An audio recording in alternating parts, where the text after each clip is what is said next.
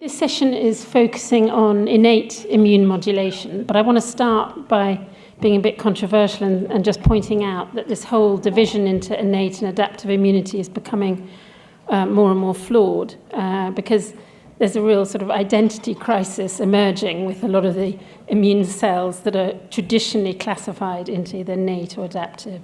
So let's see, does this? Oops, no. How do I go back? This one? This one, yeah. It seems to shoot high. Okay. So, first of all, you have an emerging number of cells that are in this crossover area, clearly with both innate and adaptive features, and particularly in the liver, for example, we have a large number of mucosal invariant T cells which really cross this boundary. But also, even within the traditionally considered innate immune cells, there's features of adaptive immunity emerging. So, for example, even monocytes and macrophages have been shown to have some, oh God, why is it doing this? Some components of memory, a sort of trained immunity is seen in monocytes, and NK cells have a subset which can manifest immune memory with a longer lifespan than was previously recognized. So this has some important implications when we're thinking about what type of immune response we're going to mount. And on the other side of the coin, cells that are traditionally regarded as classical adaptive cells can respond directly to innate signals. So, for example, B cells can respond to TLR signaling, and T cells can have non-specific elements to their activity. They can convert, in some cases, into NK-like cells where they start to have non-specific effects.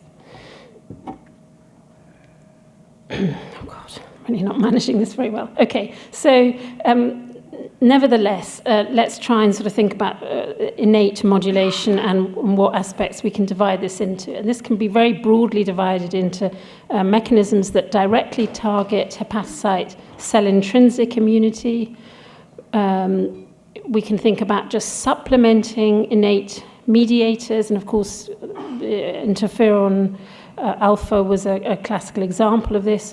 But then again, even these innate mediators can not only have direct antiviral effects, but they can also modulate innate and adaptive immunity. Or we can think about actually harnessing innate immune cell types. And that could be antigen-presenting cells, NK cells, mates, others. And those, again, could be harnessed to produce direct antiviral mediators, like interferon gamma, or to modulate adaptive immune responses. What are some of the considerations and difficulties with developing innate immunomodulators? The advantage might be that we can bypass this profound exhaustion that we've heard about in the adaptive arm of immunity. We may be able to get effects without relying on that. But on the other hand, we then lose some of the specificity of adaptive immunity, and innate modulators could be regarded as a bit more of a sledgehammer approach without the very fine precision of adaptive immunity. They also would typically have short-lived effects and might need, therefore, repeated administration, or they would need to have some conjunctive adaptive immune boosting if you want a really long-lasting immune surveillance. Because of the lack of specificity, their effects may often not be exclusively directed against infected hepatocytes, and therefore the balance between efficacy and toxicity can be a problem. And then in terms of testing innate modulators, there's a lot of problems with the systems that are used. So hepatoma cells have been widely used to test efficacy, but they have very different cell intrinsic immune downstream mechanisms compared to primary human hepatocytes. There's a lot of differences between murine and human innate immune cell types. I think they're much less well preserved than the adaptive immune response between mouse and human. And then there's differences between the periphery and the gut and liver. So when you consider that many innate immune modulators are given as orally acting agents, it's very important to then think about the cells that are going to hit in the gut and the liver, as opposed to the PBMCs, which are often used to test them out. And finally, the composition of the liver in the setting of HBV infection in terms of its innate immune composition could be very different to that seen in the healthy liver. So first of all, starting with boosting cell intrinsic immunity. So what this addresses is the fact that in natural HBV infection, we know there's a very limited induction of type 1 interferon. And so therefore, all the downstream cell intrinsic immune mechanisms that rely on type 1 interferon for their induction will not be well co-opted in the natural infection. But the good news is that hepatitis B does seem to remain susceptible to these mediators. And an increasing number of studies really support this. I just listed a few of the recent papers here, which have really shown, again, that HBV fails to induce or repress type 1 interferon very dramatically, but it does remain partially responsive to it. And these studies just in model systems and also in patient biopsies really just sort of reinforce what we already described in chimpanzees and humans, where we see this lack of induction of type 1 interferon in the acute infection. So a number of approaches are being used to sort of try and bypass this lack of type 1 interferon and go straight to the induction of downstream cell intrinsic immunity. This could be done, for example, with some of the TLR agonists that act directly on hepatocytes. And we're going to hear about the agent inagigavir, which I can never pronounce, which again should act to some extent directly on infected hepatocytes. What about the immune cell types that we could harness in the innate response in the liver? So NK cells have to be considered because they're a major part of the liver immune composition. 30 to 50% of the cells in the liver are NK cells. Why don't they work in the natural setting to control HBV? Well, one of the major antiviral mechanisms that should be useful for control of HBV is their capacity to produce interferon gamma, but we and many others have shown that this is markedly impaired in HBV infection. And instead, it turns out that the NK cells can actually be detrimental because they can kill the virus-specific T cells. This has been shown in the HBV-infected liver by my group, but it's also been shown in other settings like the LCMV mouse model, where NK cells can really act as a rheostat to dampen down virus-specific immunity. And so we need to keep this in mind when we think about boosting NK cells with innate modulators. We could help the infection by a direct antiviral effect mediated by the NKs, but on the other hand, we could be limiting the antiviral T cell response through the activity of those NKs to kill the T cells.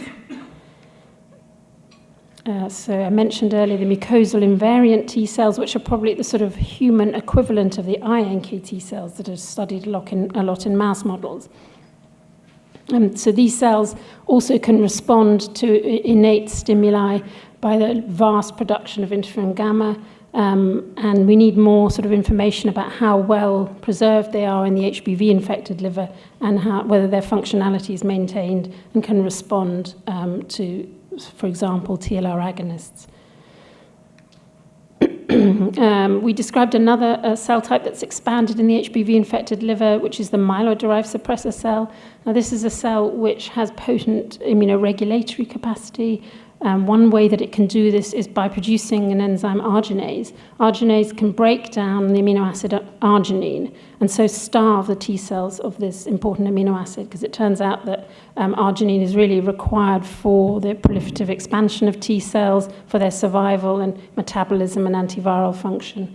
It's really a key amino acid for T cell survival. So TLRs may be able to act on MDSCs to affect their maturation and their activity, and this could be another important way in which innate immune regulation is achieved.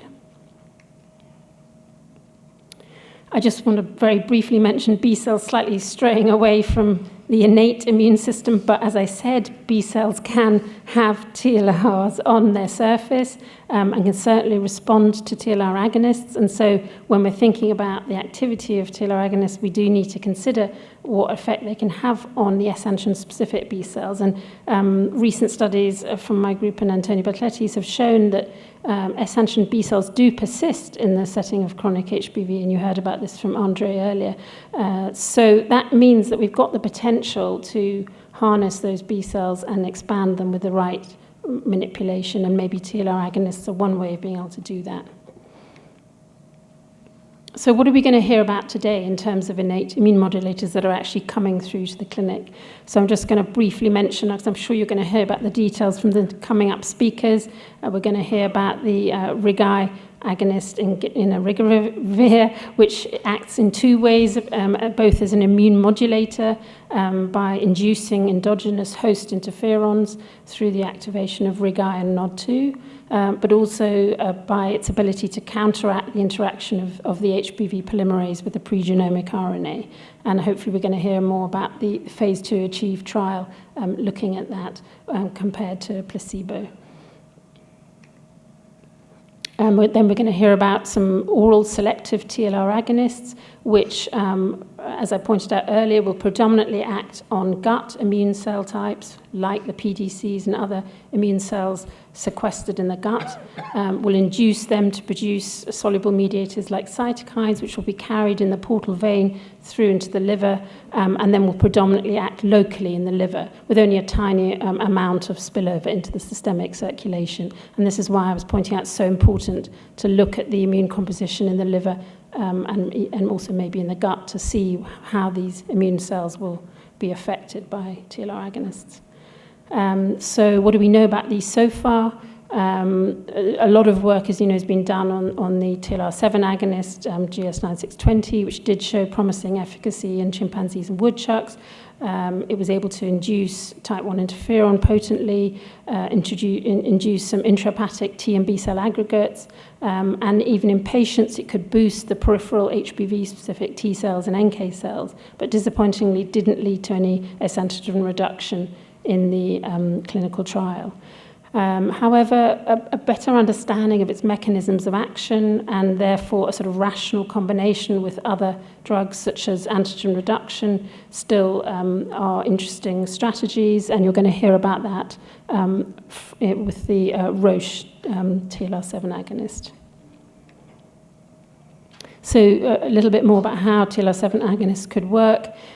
So a number of cell types can express TLR7, such as the PDCs and the B cells. So their stimulation could lead to enhanced priming of T cells, enhanced maturation of B cells, production of predominantly type 1 interferon, which would have then a cell intrinsic antiviral activity, but also was shown to be able to enhance the activation of NK cells and of virus-specific T cells. So this is a bit of a conundrum, because I told you earlier that if you increase NK cells, you'd expect them to then delete virus-specific T cells. So how do you get an expansion of both of those? Well, actually, this is answered by some elegant work that was done in mouse model studies that showed that type 1 interferon is able to protect T cells from NK cell deletion through a particular modulation of receptor ligand interactions. And so this may explain how it was possible to see boosting of both of these components. And then we're going to hear from Simon about the TLR8 agonist, GS9688, which has a very different induction of cytokines from the TLR7 agonist. It predominantly induces cytokines like IL-12, IL-18, interferon gamma, and with minimal induction of type 1 interferon. Again, promising data from woodchucks and primary human hepatocytes, which I suppose Simon will tell you about. And I just wanted to point out what the different cytokine profile induced by TLR8 agonists might be able to do in terms of modulating adaptive immunity. So apart from being able to, again, activate NK cells, because IL-12 is a potent NK activator, as are some of the other cytokines stimulated by TLR8 agonists, IL-12's also got very interesting properties with regard to rescuing adaptive immunity. So it's able to promote HBV-specific T cell functionality and metabolism, and that was work that Anna Zurich did in my group, where she showed that IL-12 acts as a third signal to T cells. And you can see here that when we stimulate T cells from a whole cohort of HBV patients, we get the nicest recovery in vitro when they see both IL-12 and PD-1 blocking, PD-L1 blocking. And she went on to show that this is because IL-12 is able to rescue some of the metabolic and mitochondrial defects that characterize HBV-specific T cells. So it allows them to become more functionally flexible in terms of their metabolic activity. Just to finish, I just want to stress quickly the importance for all these types of studies, including innate immunomodulators, of sampling intrahepatic virology and immunology, and particularly for these early phase functional cure strategies. We need to look more at functional, at viral reservoirs of cccD and integrated DNA, as Massimo's just been telling us. We need to pay attention to liver resident subsets. So there's a subset of NK cells which are only present in the liver, not in blood, which we think have particular pathogen defense properties.